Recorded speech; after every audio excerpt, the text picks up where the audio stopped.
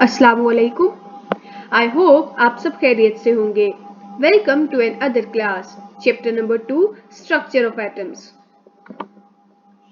We are going to study today results of Rutherford's atomic model, which is on page number 32 of your textbook. इससे previous हमने पढ़ा था कि Rutherford ने एक गोल्ड पॉइंट एक्सपेरिमेंट परफॉर्म किया, जिसकी ऑब्जर्वेशंस में से ये था कि ज्यादातर अल्फा पार्टिकल्स बिल्कुल स्ट्रेट पास कर गए, कुछ अल्फा पार्टिकल्स डिफ्लेक्ट हुए और कुछ अल्फा पार्टिकल्स रीबाउंस्ड बैक. और इस ऑब्जर्वेशन से हमने क्या कहा? हमने कहा था कि इस ऑब्जर्वेशन के जरिए से जो प्लम पुडिंग थ्योरी है जे थॉमसन की, वो रॉन्ग है, वो गलत है. तो इन ऑब्जर्वेशन से रदरफोर्ड ने क्या कंक्लूड किया? उसने कहा कि आप कंपेयर कीजिए, एटम एक कॉटन बॉल की तरह है और उसमें अगर हम दरमियान में एक छोटा, एक बहुत ही हार्ड, बहुत ही डेंस एक छोटा सा बीड इसके सेंटर में रखते हैं. ये जो बीड है, कहते हैं ये इतना हार्ड है कि अगर एक बुलेट भी आके इसको लगे तो वो इसको तोड़ ना सके. तो कहते हैं अब इसको हमने एटम के साथ कैसे कंपेयर किया? तो कहते हैं अगर आप इसमें से बुलेट्स को गुजारें तो जहां तक कॉटन बॉल है उसमें से तो सारे बिल्कुल स्ट्रेट पास कर जाएंगे, और अगर कोई ये जो सेंटर में हमारा बीड है उससे टकराए तो कहते हैं अगर कोई इसके एजेस से टकराएगा तो बुलेट का रास्ता चेंज हो जाएगा. और अगर कहते हैं और अगर ये बिल्कुल सेंटर से जाके टकरा जाए तो कहते हैं अगर बिल्कुल सेंटर से टकराए तो ये जो बुलेट है ये बिल्कुल रीबाउंस हो जाएगी. तो कहते हैं इससे रदरफोर्ड ने एटम को कंपेयर किया, क्योंकि एटम भी बिल्कुल ऐसे ही था, उसमें से हमारे ज्यादातर पार्टिकल्स बिल्कुल स्ट्रेट गुजर गए थे. तो इसी वजह से रदरफोर्ड ने अपना एक रिजल्ट जो है, अपना जो भी उसने देखा उसको उसने अपने पॉइंट्स की फॉर्म में प्रेजेंट किया. उसने कहा कि ज्यादातर एटम का हिस्सा खाली है क्योंकि अल्फा पार्टिकल्स बिल्कुल सीधे गुजर गए थे, जैसे आपने कॉटन बॉल के एग्जाम्पल में देखा था. तो फिर पॉजिटिव चार्जेस कहाँ है, प्रोटॉन्स कहाँ प्रेजेंट है?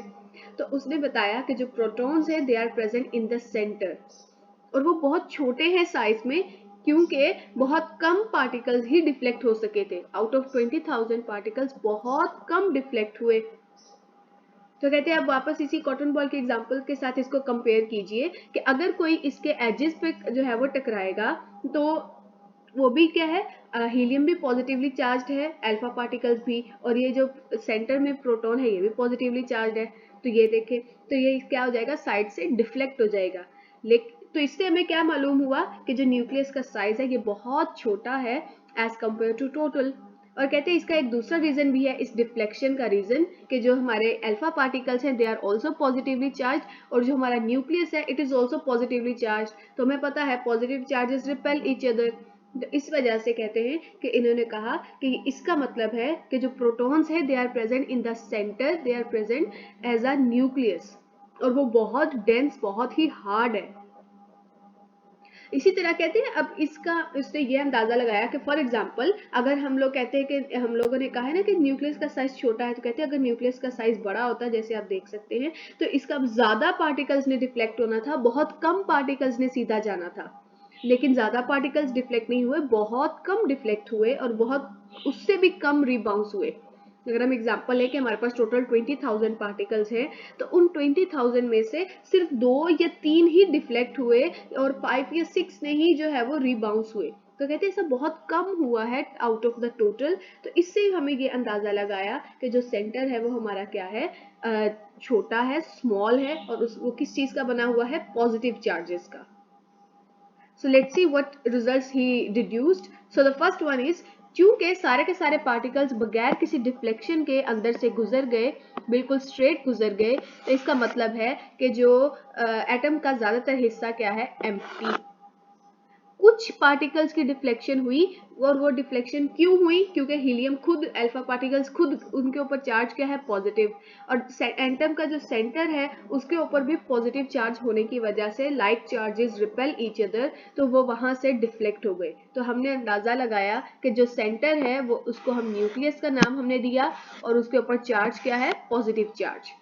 The third one, the complete rebounds of few particles showed that nucleus is very dense and hard. कहते हैं कि जो कुछ पार्टिकल्स बिल्कुल ही वापस आ गए टकराकर, सेंटर से टकराकर बिल्कुल जो है वो रीबाउंस हो गए। तो इससे हमें क्या अंदाजा हुआ कि ये जो न्यूक्लियस है it is very dense, it is very hard, it has the capability कि ये किसी चीज़ को टोटली डिफ्लेक्ट कर दे, टोटली जो है वो उसको अपने पाथ से हटा दे।